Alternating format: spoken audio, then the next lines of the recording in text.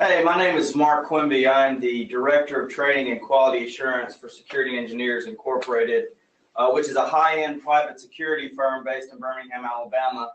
And we operate everywhere from Texas to Florida, Indiana, and Ohio, and everywhere sort of in between.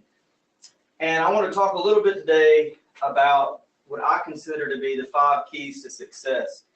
For somebody who's only 35 years old, I've got a great deal of work experience. I've been an active participant in the workforce since I was 14 years old. In fact, having only gone 2 days in that amount of time that I haven't been gainfully employed. So 21 years of work experience for somebody my age is a fair amount of experience. And I grew up in one of those areas and at a time where it was commonplace for you to have 2 and 3 jobs to make ends meet as a teenager and into early adulthood, before joining the Marine Corps. After the Marine Corps, I came to Security Engineers, and I've been here for about 11 and a half years and have worked my way from a frontline officer position up into corporate management and part of the executive leadership team. And I don't say that to be braggadocious or to pat myself on the back, but I do want to give a little bit of credibility to my perspective.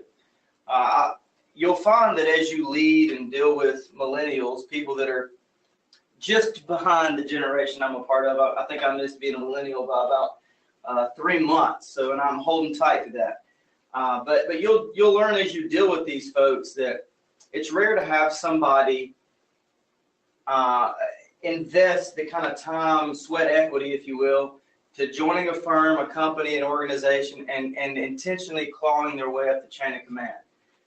And so what I want to talk about is really to look at this from 2 different perspectives. One, if you're dealing with millennials, if you aren't promoting because of these types of success keys, then maybe you're limiting your own organization's ability to retain people from that generation. And if you're part of that generation, if you are a millennial, you might find yourself, if you can find the right organization, because not every organization is worth working your way up in, but if you can find the right organization and apply these 5 principles, you may find that you stand in very stark contrast to your internal and external competitors of the same generation. So you'll first have to forgive me for my handwriting ability. I'm not an astute handwriter.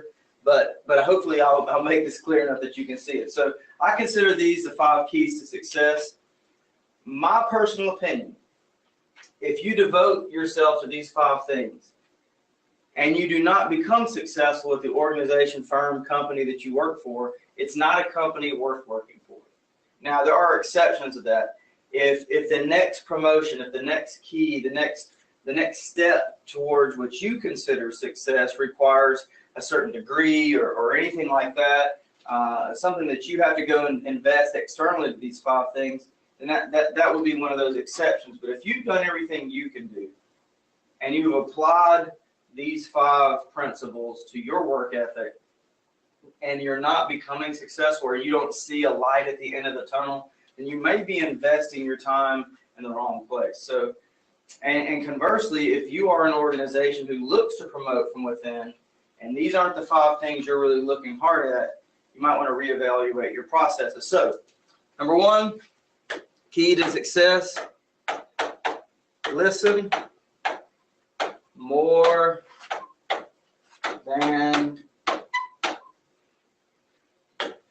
you speak. Listen more than you speak. Now, when I teach this to my folks, the first thing I say after this is disclaim it by saying, I'm not asking you to be silent. In fact, I require my people to be very involved. I want to know their fresh perspective. If they arrive in a new position, a new post, a new location, they have a new responsibility, their fresh set of eyes is very valuable to me as a leader, because some of the people that have been around the problems that they're now seeing for the first time have become immune to them. So it's very valuable to bring a fresh perspective, but God gave you 2 eyes and 1 mouth for a reason, okay? He also gave you 2 ears and 1 mouth, so you should be taking in 4 times as much as what's coming out. So listening more than you speak is really what I mean by that, is putting yourself intentionally in a frame of mind where you are acquiring knowledge with intent. You're taking every opportunity that you can take to learn from the people around you. I want to know what my peers know so that I can be a more active and engaged and productive member of the team. I want to know the people above me, what they know, so that I'm in a position to replace them at whatever point that may be appropriate. And obviously I have to know what the people below me know so that I can lead them appropriately. So this is just a mind frame of making sure you are engaged in your surroundings and your peers above, with, and below you in the chain of command, acquiring as much knowledge as possible so that you can be the most dynamic participant to the system that you possibly can be. Making yourself versatile, being able to move up and down if needed in terms of visibility and impact. So managers control systems, leaders influence people. It's hard to influence people that you don't understand what they're doing. So you need to be able to speak their language. You need to be able to approach them from some common ground. And so intentionally learning all the time is going to put you in a good position to do that. I also tell folks, you may show up at your new job, your new position, or wherever it is that you're posted, and walk into the door the most capable person there, the most intelligent person there with the highest potential. Somebody's got to be that person, right? There's somebody who's the alpha, if you will, in terms of potential, and that may very well be you. But I guarantee you, the omega, the bottom of the chain of command, the dumbest person, if you will, to put a fine point on it, walking around that place, knows something you don't know if you just showed up. So don't rob yourself of the opportunity to acquire the knowledge that's around you all the time. Okay? So in the interest of saving space on here, listen. Understanding that I mean listen more than you speak, intentionally putting yourself in a frame of mind to collect knowledge from the people around you. Number 2, have solutions, not complaints.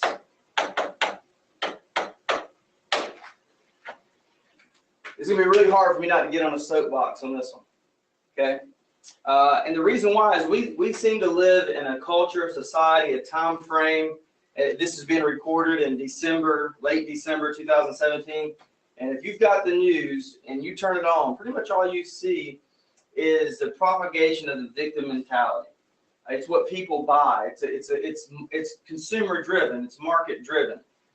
News organizations, media understand that we live and come from a culture in the United States where the underdog is sort of who we want to cheer for the most. And that sort of plays right into human nature to some degree. You can see that across all cultures and times, almost all cultures and times. But we really hold tighter to it, I believe, in the United States than in most cultures. And we're at the pinnacle of this idea, I think, right now. I don't necessarily mean that as a positive thing. Think about the overly litigious environment we live in. There's so much money to be made in victimhood. And so what people are sort of brainwashed, I think, by popular culture into doing is seeing opportunities to be victims and not to be problem solvers, seeing opportunities to complain instead of work towards a solution. And if you think about it, a victim has very little responsibility in their own situation. And so if we think of a real victim, the analogy I like to use, if I was to walk into an alley and 15 people were to jump me, I'm going to lose. I'm going to be a victim. And that's really what victimhood is when you lose. And I would have a valid complaint. I would be a genuine victim. These 15 people jumped me, beat me half to death, and left me in the alley. I would have very little responsibility in anything that moved forward from that point as it deals with that situation. Now, I'm obviously going to have to do a police report. I might have to testify if they find one of these guys or point somebody at the lineup. But I'm not going to be left to hunt these guys down and execute justice on my own. And quite the contrary, I would be in trouble if I did that. So the victim has very little responsibility.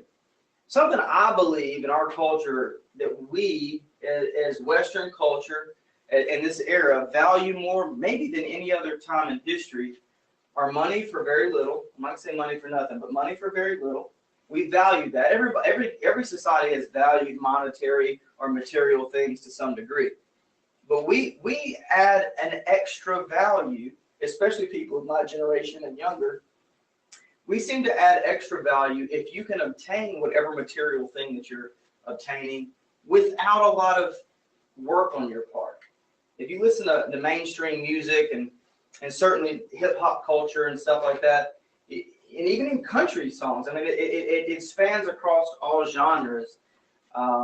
You'll hear the braggadociousness, if that's a word, of obtaining something for very little. You know, doing not a lot of work, but somehow I still have a Bentley and a Lamborghini and an alligator with gold teeth and all this kind of stuff. So you don't hear that put forth with the balance of, and here's all the hard work I did to do it, and all the degrees and all the, no, it's sweat equity. No, I'm just me, and because I'm me, I've got all this stuff. So our society, Western culture, values not just material things, not just money, but we add extra value if you were able to obtain it in a way that there's a disparity between what you acquired and how hard you had to work. Okay. The other thing that I think we value in our society more than anything, any other society probably before us, is fame, the concept of celebrity. Now, once again, this is not a concept that's new to our generation, new to our society, but I think we've added extra value to it. And I really think it came along with the advent of social media.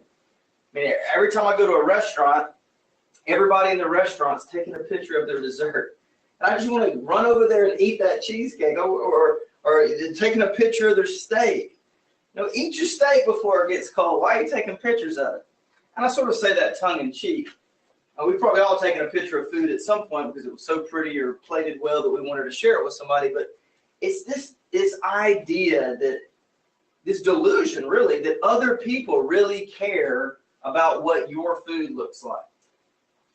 And it's not just food, it's everything. I mean people go into depression because someone didn't like their post on some social media outlet, or they don't have enough followers on InstaFace or Spacegram or MyBook, or whatever, the Snap Claps and all these other things that I guess I'm just not cool enough to understand.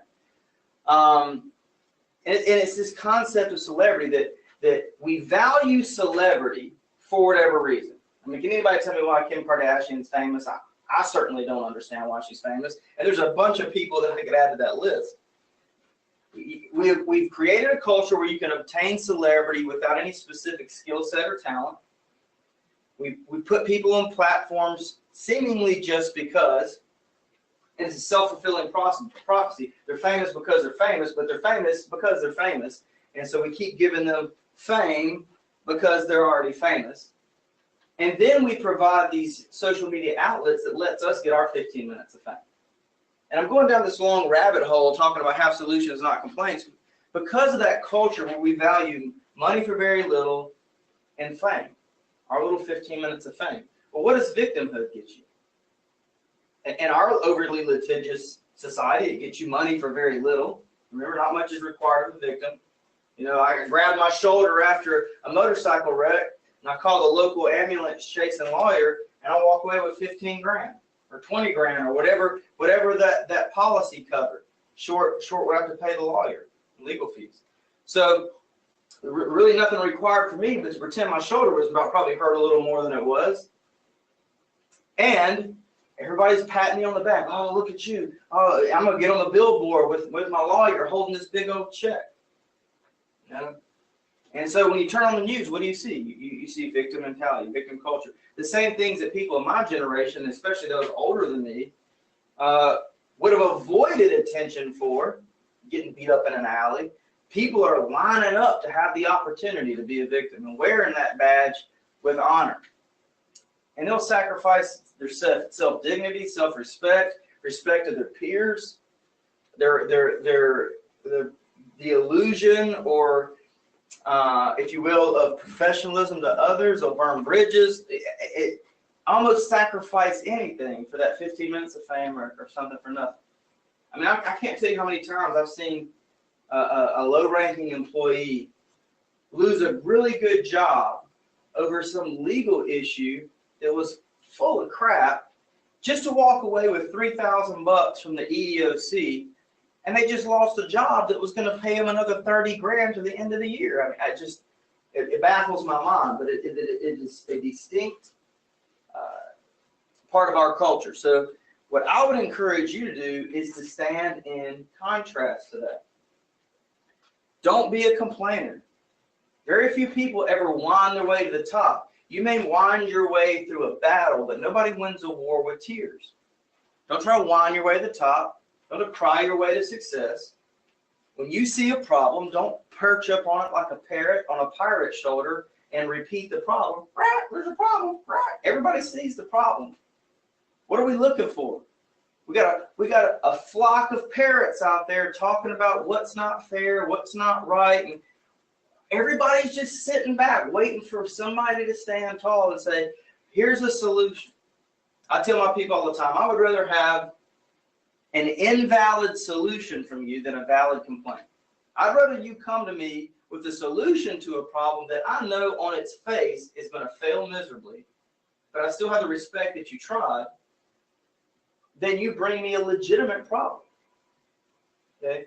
I'm not looking for problem repeaters. I'm looking for problem solvers. And most organizations are the same way. We have entire legal teams and risk managers and human resources departments that are built just to avoid a lawsuit. How refreshing is it when you show up and you slip on a cup of water that you spilt, and everybody gasps, thinking, oh no, here comes the lawsuit. And you get up and go, well, I need to pay more attention. Where's the paper towels? You wipe it up and say, hey, what if we got a little bit bigger cup to put over here so the water isn't, or whatever the solution might be. Why don't we put a rubber mat down in the break area so if the floor gets wet, it's not slippery.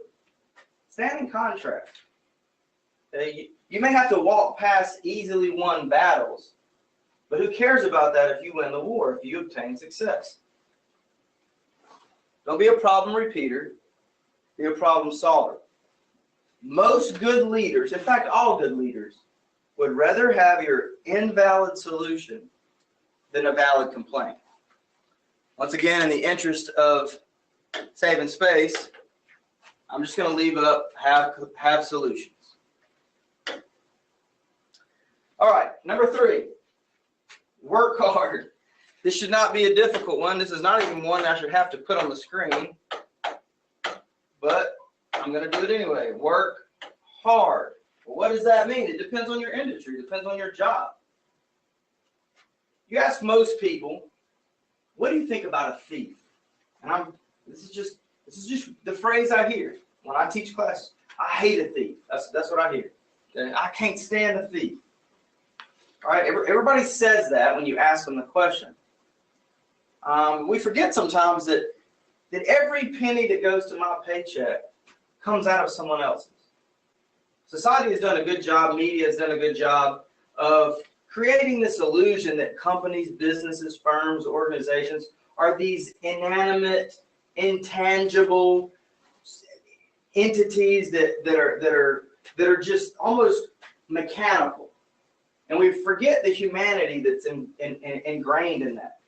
Companies, businesses, firms, organizations, they're just groups of people attempting to do the same thing, or reaching some common goal.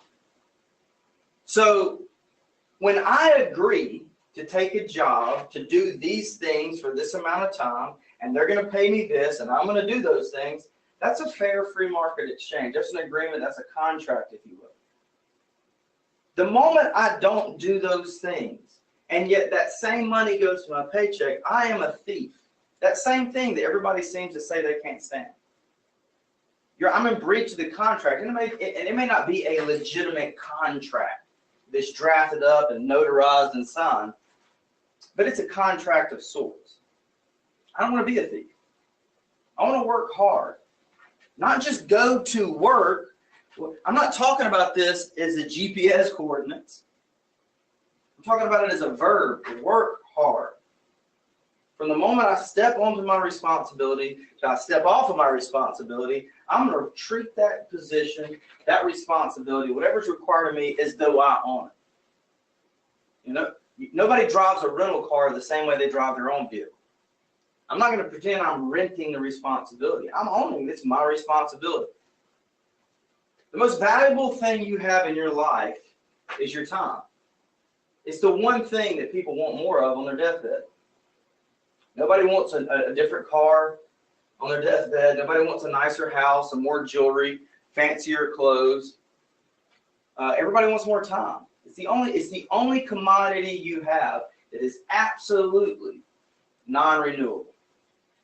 So if I'm going to trade that, the most valuable thing I will ever possess, for money, paycheck, what that money and paycheck does for me in my own life, whatever that's going to, the end result of my obtaining that will be, I would like to get more out of it than just the monetary value. Okay? I want to invest myself in such a way that I create a reputation for myself, my name, for who may come after me, who came before me, in honor of them. I want to leave a legacy with my time. And you're never going to do that if you do just enough to get by. Your goal when you go to work the GPS coordinates shouldn't be to, all right, I'm just not going to get fired today. Okay? Success and survival are not the same thing. So you need to aim a little higher than survival. Okay? Work hard, whatever that means for you. You may not be the kind of person that has a shovel in their hand digging ditches. But whatever it is that you are required to do it with vigor. Do it with everything that you have. And I promise you, especially in today's world, you are going to stand in contrast to your peers. And you don't have to look at this as a competitive thing. Now, a lot of people aren't competitive. You don't have to look at everybody around you as they're out to get you, you're out to get them. You don't have to compete with others. Because what does competition do, really? What's the goal of competition? The goal of competition is to bring out your best and then compare it to someone else's best. That's what competition is. Well, you only have your best. So whether or not you look at others as your competition is irrelevant to what your best is. So ignore the noise. Don't put yourself in that frame of mind where you feel like you got to cut somebody's legs out from under and all this. Now, ignore the noise. Just be your best. Just work hard. Do whatever you're supposed to do, the best you can do it, no matter how trite and cliche that may sound, and you will stand in contrast. And you don't have to compete. You don't have to play the passive-aggressive games that you'll see other people play in the workplace. You don't have to stab people in the back, figuratively, certainly not literally. All the chips will fall where they're supposed to. Okay? Work hard. All right, number 4. Another one I shouldn't have to say. Do the right thing. Do the right thing. And right may seem subjective, and oftentimes it can be. There are gray areas in morality, obviously, in ethics. I mean, there's entire schools of philosophy devoted to that gray area. But whatever you honestly and truly believe that you and the collective balance out as to what the right thing is, you should devote yourself to that. The example I give to officers is somebody brings them a lost and found purse, and there's $8,000 of cash in an envelope. There's $8,000 in cash. And you're digging through that purse, you find an ID badge, you track them down to the phone number somehow, and you call this lady, hey, I got your purse. Of course, she's freaking out, losing her mind because she lost a purse with $8,000 in cash in it. Maybe she sold a used car or something, so I pay cash and she hadn't made it to the bank yet. She is, of course, assuming that whoever found that purse is taking that money. And she shows up to wherever you are, you hand her the purse as the hero. What's the first thing she's doing? She's opening the purse, she's looking in there for that envelope. Is the envelope there? And then she finds the envelope, is all my money there? And she starts counting. 1, 2, 3, 4, 5, 6, 7, 8, 9, 10. 1, 2, 3. 8,000. And she looks in the envelope and 1. There's a dollar bill in here. I know for a fact. I watched the guy count it when I sold the car. there was only $8,000 in this envelope. How is there more money in this envelope? And then you have the opportunity, if you're this person who's been in possession of the purse, I just felt bad for you having to drive all the way over here. Now, all I had to cash in my pocket was $1, but it'll get you a drink out of the machine or a Snickers bar or go towards a half a gallon of gas for your troubles. Now, I'm not saying you have to find people's lost stuff and put money in it, but think about that situation. That lady will remember that person for the rest of her life. And for the next 2 weeks, everybody she knows that she talks to about this situation, the crescendo, the climax of the story will be how not only did you do the right thing, but you took it to another level. She shows up almost certain that all that money is gone, and there's actually more money in the envelope. And what did it cost you? What did taking doing the right thing to the next level cost you? $1? You won't pay $1 for that kind of legacy? You wouldn't pay $1 for somebody to remember you and your integrity for the rest of their life? I certainly would. By the way, that's a real situation. Somebody that I worked over and managed at a hospital, that exact same thing happened. And he put $1 in the envelope. And I guarantee, that was 8 years ago. I guarantee you that lady still remembers him. He may not remember it, but the legacy he paid $1 for was well worth the exchange for him. Not just for her, but for him. So do the right thing. Have integrity. Integrity is simply doing the right thing when you could probably get away with doing the wrong thing. Now, I've seen probably burn people a lot, but your leadership doesn't want to have to motivate you. I promise you, they don't want to have to motivate you with the consequence. But that's how most organizations are set up. Here's what will happen if you mess it up. Here's the employee handbook. Here's all the things you can't do, and here's the consequence. Because most people in our society have to be motivated not to do the wrong thing by the consequence. How fast would you drive if there was no speed limit? Or actually, how fast would you drive if there was a speed limit, but there was no such thing as a speeding ticket? Does integrity make you go the right speed, or does the fear of getting a speeding ticket make you go the right speed? A way more outlandish and extreme example that I use in classes is, I'll ask everybody, and I teach classes in the Bible Belt, so we're not supposed to say we hate things, but I ask everybody, don't raise your hand, but in your mind, I want you to think of the one person you dislike the most on planet Earth. Not just the type of person, I want a proper name. Give me a noun in your head. Who do you dislike the most who is alive right now on planet Earth? It can be anybody. And I can kind of see their wheels turning. And some people, they have that name in their pocket ready to go. Some people have to think about it a little bit. But within the first 30 seconds, everybody's got a name in their head. In fact, you listening to me right now probably have a name in your head. Now then I'll ask the people, all right, raise your hand if you have a name in your head. And everybody raises their hand. I'll say, put it down if you've murdered them. Nobody puts their hand down. Put it down if you have a plan to murder them. Everybody's looking around. Nobody puts their hands down. I'll say, okay, everybody put their hands in. Now here's the question. Have you not murdered that person because you don't want to go to jail or risk going to jail?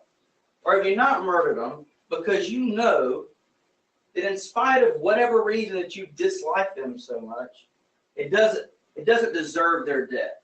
It doesn't require their mortality. It would be wrong for you to kill them for whatever that reason is. And I don't make them raise their hand about that, but I want them thinking about it. Is integrity keeping them from being a murderer, or a fear of a consequence? You need to be a person of integrity. And I promise you, your leadership can see the difference. You give me a couple of weeks to manage somebody, certainly a few months, and I will be able to tell you if they are consequence motivated or excellence motivated. Are they out there doing the right thing for the right thing's sake, or are they just surviving? Not trying to get fired, not trying to get in trouble. Success and survival will put you on very different trajectories. Okay? And I've found in my life that the most people I've known and been around, mentored, managed, and worked under, you set your trajectory for survival, you'll probably get it, and nothing more. You set your trajectory for success, you'll probably get it. Okay? So don't aim at the wrong thing. Okay? Don't aim at the wrong thing. Lastly, number 5,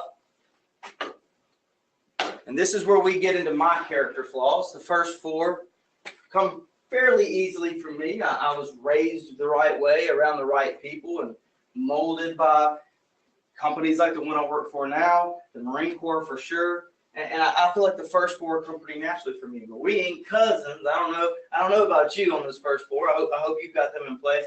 Here's where we'll get into my character flaws, number 5. Okay. Be patient. Be patient. I am not a patient person. I'd like to be a patient person. I try to develop my patience, just like you might develop your integrity or your work ethic, your problem-solving ability, your attention to the details around you, so that you can acquire knowledge intentionally. You can develop all these things. I have to actively and intentionally develop my patience. I am not a super patient person. I'm not patient with people's mistakes at times. And as a leader, I have to be. I have to learn to be patient. People learn the most and become the best through their mistakes. So you can't make it impossible for someone to make a mistake and expect them to grow. But I'm also impatient with my trajectory at times. I know where I want to be, and it's very difficult for me to know that that's out there. And I want to get rid of the gap between me and that thing.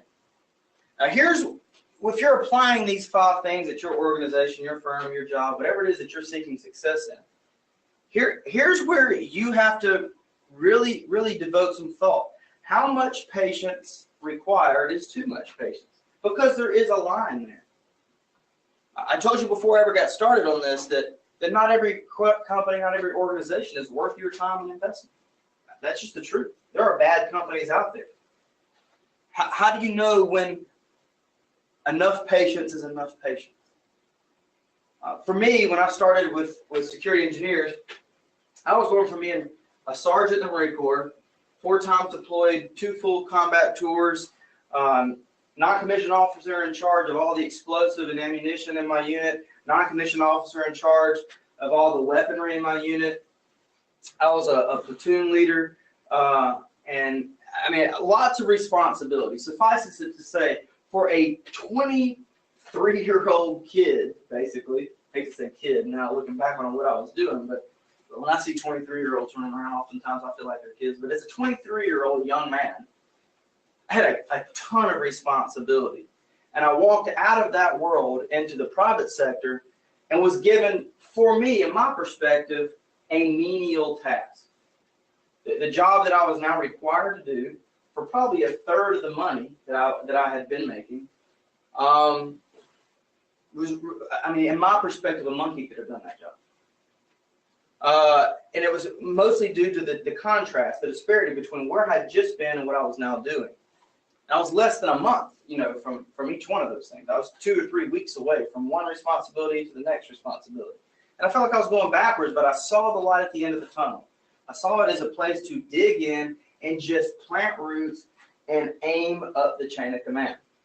And I didn't have to be very patient for my first promotion.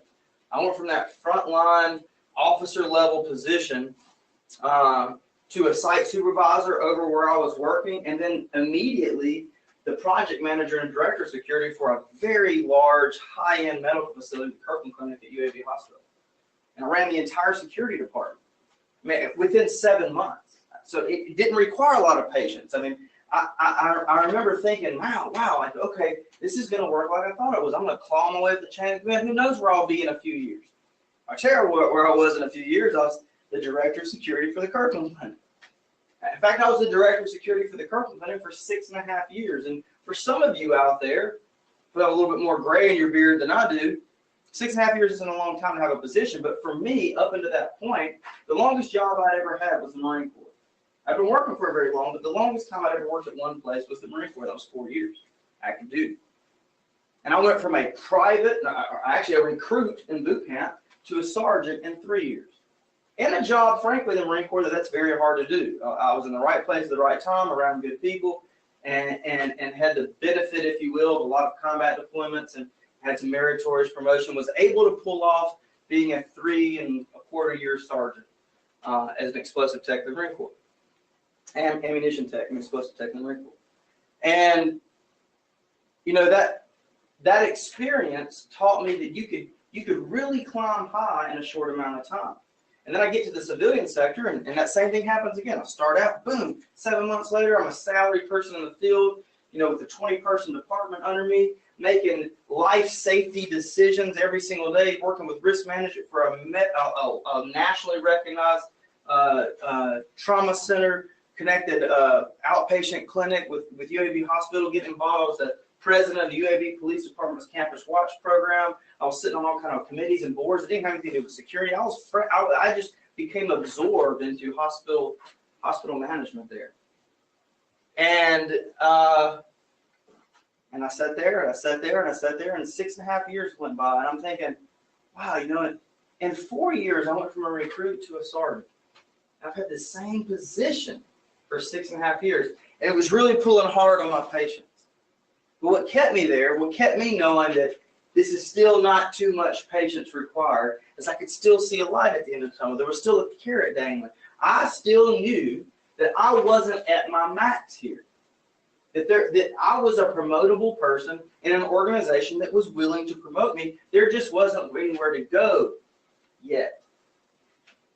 So I just put my nose to the grindstone, and I tried to do everything today to make yesterday look small in comparison. I just tried to continue doing those first 4 things and just grit my teeth and bear the 5th one. And I got a phone call one day.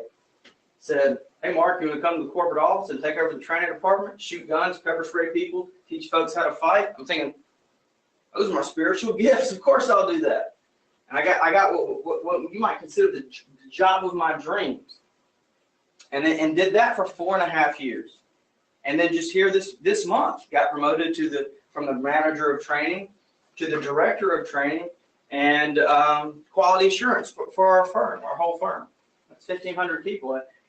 I'm on the executive leadership team. There's only 6 people in our company on that team, 1,500-person company. Once again, not saying that bragging. I'm just saying that this pays off. As long as you know that there's something to be gained on the other end of it, and you're taking care of what life needs of you, then continue to be patient. And don't just look at the money. I'm doing pretty well, but I have just in the last couple months turned down a job that at the time would have doubled my salary, doubled it. Life doesn't give you those opportunities very often. Double my salary, working in a position at a facility where it's the only one in the world that does what they do. This is legacy type. Put it on your resume, and it shines like gold for the rest of your life if you can pull the job off. The only thing it would require of me were 2 things: driving twice as far every day in the morning and the evening, which is not that big of a deal. You kind of get acclimatized to that, and it would require me to leave here. I would have instantly been much better off financially, and some would even argue professionally, having taken that job. But man, what's on the other end of this for me to hear? In 5 years, 10 years, what does life look like if I go that route? And what could it look like here? And there was just something about the carrot here. And something about knowing that I've already put 11.5 years into this place. There are systems and processes that will forever have my fingerprint on it already at this firm. What more can I do? If they're willing to give me these opportunities, what more can I do? And so I turned that other job to be patient and sit here and aim for success here. It may delay the financial boom that would have been, but I might go past it. Not just in monetary value, but in influence. And as a leader, that's what I want to do. I want to influence people. I want to see my thumbprint on the things that are happening around me. This is a place where I work that's worth investing in. It's worth my patience. Okay? What you need to do is first to figure out, are you applying these things? If you are the employee, if you are the person obtaining success, are you applying these things effectively? Can you expand upon your ability to apply each one individually? If you are the organization, are these the things that you're using as sort of your keys to success with your firm? Are you leaving some of these out and letting people through that shouldn't be there? Or are you ignoring some of these and missing out on someone who's devoting themselves to something very important? Okay. I've read studies that say only about 4% of the population meet what really is defined by expert as leadership ability. They have the ability to lead and influence others. I'm not talking about a position. I'm talking about the ability to lead, the influence. They have that in them to do that. That people are driven to follow them. That's 4%. So 96% of people don't fall in that category. And I feel like we in the professional world have sort of dropped the ball on promoting leadership ability. To me, these are the things that you'll find in somebody who's becoming a leader.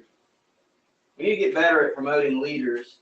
Let managers run the systems and processes, but when you need to drive cultural change, you need to influence people inside and outside your organization, you need a leader to do it.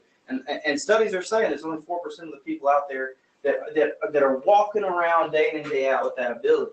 You need to find a way to develop that ability in yourself, because everybody can, and to recognize it in others so that you surround yourself with the kind of people who not just going to change your organization, people that are built to change the world, depending on their platform. A platform will never make you great. Okay? A platform doesn't create greatness. It merely exposes it. So don't wait to have the position. Don't wait for the title to be a leader. You need to be a leader so that you get recognized in the position.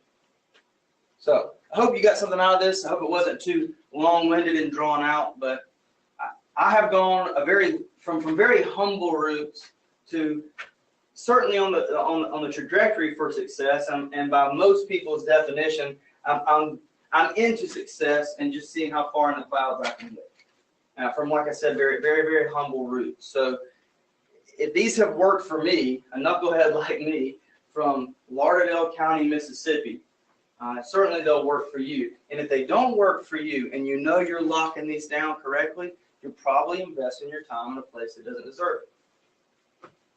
Hope you got something out of this.